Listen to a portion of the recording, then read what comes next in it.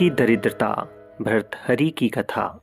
जगतजननी पार्वती ने एक भूखे भक्त को शमशान में चिता के अंगारों पर रोटी सेकते देखा तो उनका कलेजा मुंह को आ गया।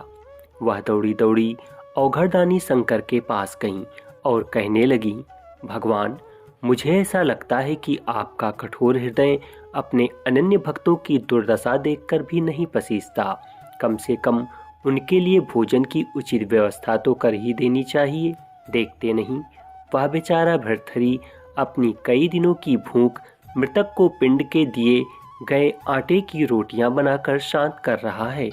महादेव ने हंसते हुए कहा, सुबह ऐसे भक्तों के लिए मेरा द्वार सदैव खुला रहता है, पर वह आना ही कहाँ चाहते हैं। यदि कोई वस्तु दी भी जाए तो उसे स्वीकार नहीं करते, कष्ट उठाते रहते हैं। फिर ऐसी स्थिति में तुम ही बताओ मैं क्या करूं? माँ भवानी अचरज से बोली, तो क्या आपके भक्तों को उदर पूर्ति के लिए भोजन की आवश्यकता भी नहीं होती? श्री शिव जी ने कहा, परीक्षा लेने की तो तुम्हारी पुरानी आदत है। यदि विश्वास न हो तो तुम स्वयं ही जाकर क्यों न पूछ लो, परंतु परीक्षा में सावधानी रखने की आवश्यकता है। भगवान शंकर के आदेश को देर थी कि माता पार्वती भिखारिन का छद्मवेश बनाकर भर्तहरि के पास पहुंची और बोली, बेटा, मैं पिछले कई दिनों से भूखी हूँ, क्या मुझे कुछ खाने को देगा? अवश्य। भर्तहरि ने केवल 4 रोटियां सेकी थीं, उनमें से 2 बुढ़िया माता के हाथ पर रख दी।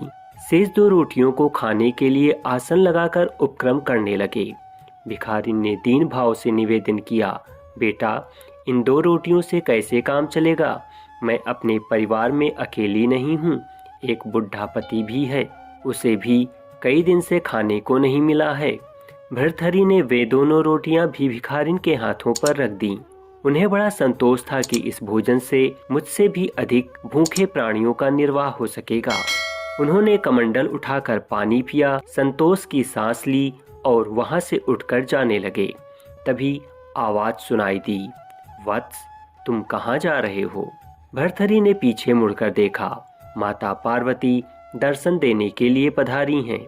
माता बोली, मैं तुम्हारी साधना से बहुत प्रसन्न हूँ, तुम्हें जो वरदान मांगना हो मांगो। प्रणाम करते हुए भर्तहरि ने कहा, अभी तो अपनी और अपने पति की क्षुधा शांत करने हेतु मुझसे रोटियां मांग कर ले गई थीं। जो स्वयं दूसरों के सम्मुख हाथ फैलाकर अपना पेट भरता है, वह क्या दे सकेगा? ऐसे भिखारी से मैं क्या मांगूं? पार्वती जी ने अपना असली स्वरूप दिखाया और कहा, मैं सर्वशक्तिमान हूँ, तुम्हारी परदुख कातरता से बहुत प्रसन्न हूँ, जो चाहो सो वर मांगो।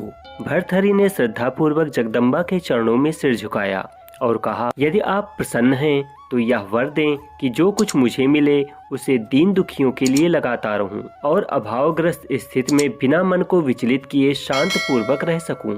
पार्वती जी एवमस्तु कहकर भगवान शिव के पास लौट गईं। त्रिकालदर्शी शंभु यह सब देख रहे थे। उन्होंने मुस्कुराते हुए कहा, भद्रे, मेरे भक्त इसलिए दरिद्र नहीं रहते कि उन्हें कुछ मिलता नहीं, परंतु भक्ति के साथ जुड़ी उदारता उनसे अधिकाधिक दान कराती रहती है और वे खाली हाथ रहकर भी विपुल संपत्ति वालों से भी अधिक संतुष्ट बने रहते हैं। हर हर महादेव। अगर आपने अभी तक हमारे इस चैनल को सब्सक्राइब नहीं किया है तो चैनल को अभी तुरंत सब्सक्राइब कर लें, क्योंकि हम आपके लिए ऐसे ही ज्ञानवर्धक, उपयोगी, रोचक और महत्वपूर्ण विषयों को लेकर के आते रहते हैं। धन्यवाद।